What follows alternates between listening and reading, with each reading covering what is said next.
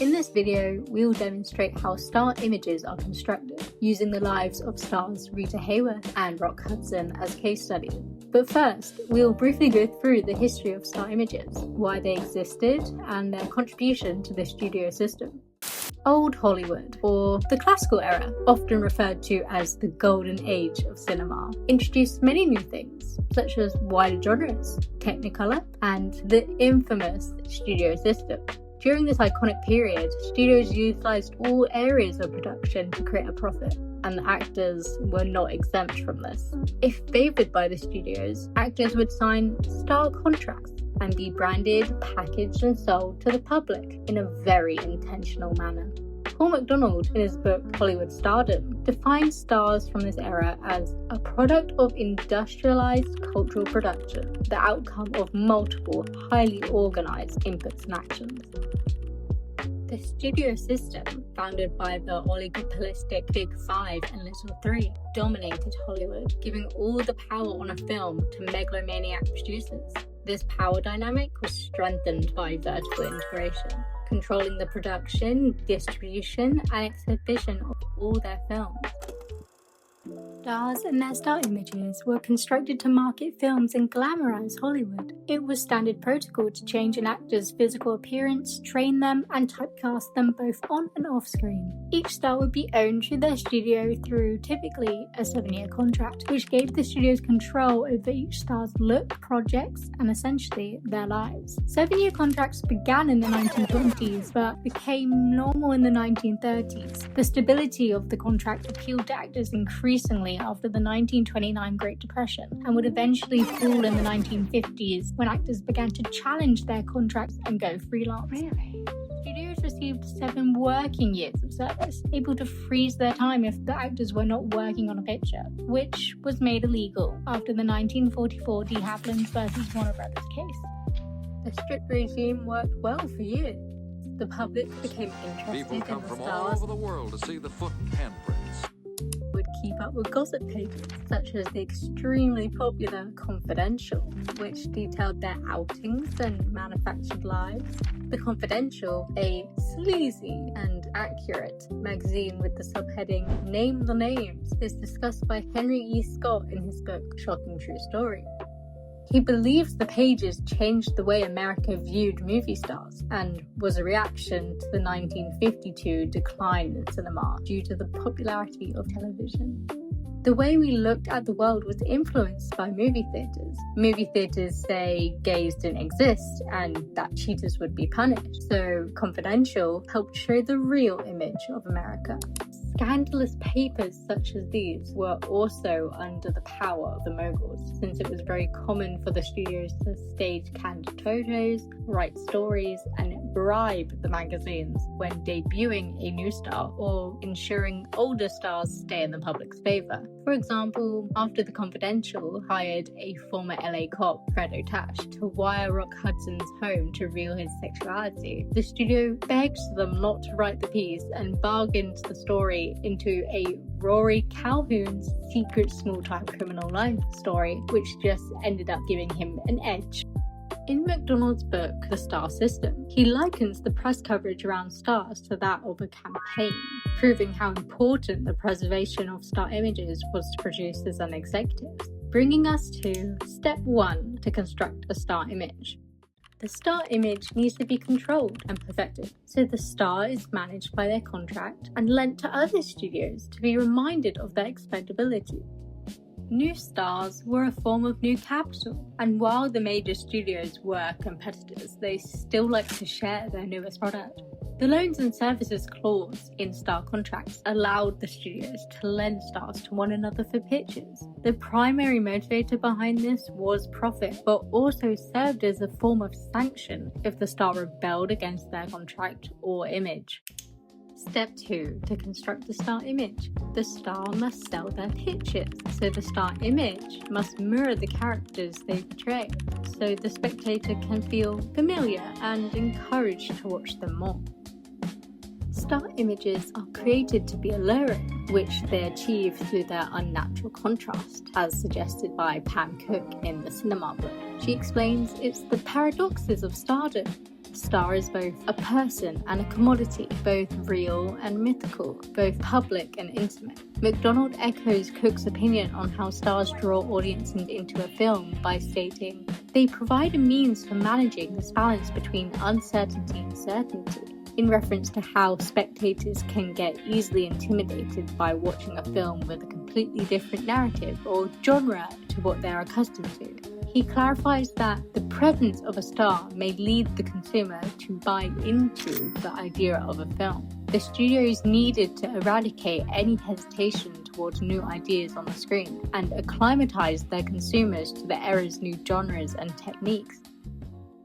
Richard Dyer's book, Stars, quotes Orrin Klapp's typology of social types, detailed in his 1962 work, Heroes, Villains, and Fools, The Changing American Character.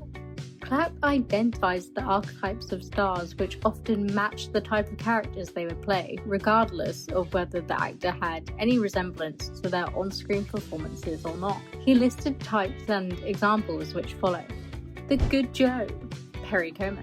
The Tough Guy, James Cagney. The Rebel, Marlon Brando. Star images were accompanied by star names, another significant step demonstrated in the creation of starlet Rita Hayworth. Me? Step 3 to constructing a star image. The star must be beautiful and enticing to a spectator, so the star image starts with a makeover designed by the producers and executives. Rita Hayworth was a name delegated to actress and dancer Margarita Carmen Cancino by Columbia in 1937 after signing her contract. This was due to producer Harry Cohn's immediate request that she find a more anglicized name. By choosing her mother's maiden surname, Rita's ethnic origin was erased to appease the studio and to, more importantly, market herself to the public. MacDonald in Hollywood Stardom labels the name as a trademark. The star name can enable or restrict the entry of performers to cultural markets. This leads us to step 4 of constructing a star image. The star image requires a trademark, so the star needs an easy-to-remember Western pseudonym. Sacrifice of foreign lineage was standard practice. For example, star Lucille was awarded with her pseudonym Joan Crawford, after MGM executive Harry Raff urged readers of the periodical Movie Weekly to nominate a name for his new discovery. Rita Hayworth, as a product, came with a star look, removing her ethnic background further. She was bleached and toned a redhead and, according to Marie Claire, was forced to undergo a year of painful electrolysis to inch her hairline back. She became one of Hollywood's most famous redheads, alongside Lucille Ball, Maureen O'Hara, and Susan Hayward. The hairpin believed Rita Hayworth's makeover was a result of Columbia Studios' desire to de-Latinize their star. Rita revealed she continuously fought with the studio over control for her image. Multiple times she refused to show up to set for projects she didn't want to do, which caused her to get suspended from work. Rita Hayworth told the New York Times in 1970, "I had to finish that goddamn contract, which is how Harry Cohn owned me. Harry Cohn thought of me as one of the people he could exploit and make a lot of money, and I did make a lot of money for him, but not much for me." Rita also struggled with comparisons to her characters, supporting Klapp's theory of types of characters and stars. Her sex symbol image, pushed and constructed by Columbia, led press to dub her the Love Goddess. Rita famously joked, "Men go to bed with Gilda, but wake up with me." Rita's busy work schedule continued through later decades, despite her alcohol abuse, declining health, and family demands. Step 5 to construct a star image. The star must be likable and trusted to endorse the moral values held in society, meaning the star image is reliant on studio-fabricated lives, personalities, and relationships. Star images are not only constructed to sell actors and their films, but to market desired cultural values to the population. Hollywood presented the dominant ideology shared in the mid-20th century through their stars, and were forced to adhere to the Hays Code when creating films. These were regulations against the controversial depictions of family, sex, and relationships. Star images are an integral part of the machinery of Hollywood. They provide an accessible way into the analysis of its political economy. Their morality clauses within their contracts ensured each person acted respectfully and lawfully in their image. See James Cagney's morality clause reading that he will not do anything to evoke public hatred, contempt, scorn, or ridicule. Violations of the clause would result in the star being fired or even blackballed. Jane Gaine's 1992 work, Classical Hollywood Narrative, The Paradigm Wars, observes the morality clause acted as image insurance for the studio. Rock Hudson, the all-American masculine sex symbol, married to starlet Phyllis Gates, concealing Roy Harold Shearer, the tortured homosexual who was forced to be, quote, intensely reprogrammed, as John Savage discusses in his book, A Secret Public. Savage quotes Henry Willson's biography, who was Hudson's agent, admitting Rock got his hands slapped when they went limp, his hips smacked whenever they swayed. Any trace of effeminacy was identified so it could be eradicated. Hudson is a prime example of how star images were created around social propriety for societal approval.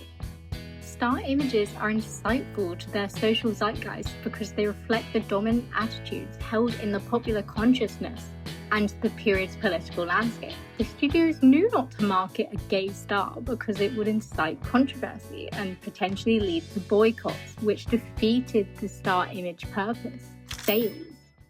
The steps we have explored in this video demonstrate the methodical business plan that laid behind each iconic Hollywood bombshell and heartthrob. Star images were constructed through objectification and control of actors to create a product that would be overly exploited for commercial exposure, marketing, and as embodiments of traditional American values, manipulated to stand out while simultaneously fitting in depending on what helped their films most. Practically the story of my life.